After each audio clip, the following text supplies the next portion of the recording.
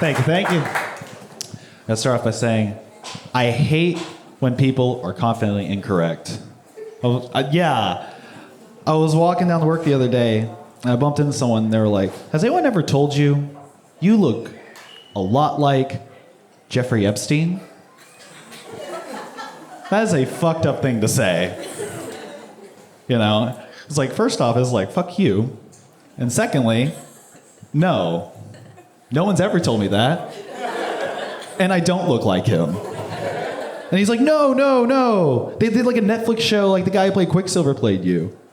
And then it dawned on me, and I said, oh, do you mean Jeffrey Dahmer? Because those are two completely separate people. One is unfortunately more accurate. But if you're gonna get me between these two evils, do the Dahmer. I was looking at food slogans recently, because this is what I do with my spare time. And there's a couple that I resonate with. One of my favorites was Long John Silver's, because it's We Talk to Fish. And I'm curious, what do they say? But I think my favorite is Taco Bell's. Not their new one. The Live Más I think is a little tacky. I prefer their 1988 slogan, which if you don't know is Run for the Border. I want to do that a lot. And Canada's right there. You know, there is a study, there's been things where people have died from laughing. But don't worry, as long as I'm on the mic, you're perfectly safe. Thank you. Thank you.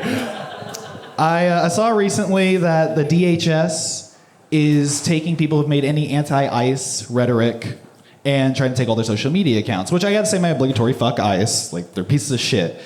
Yeah, fuck them.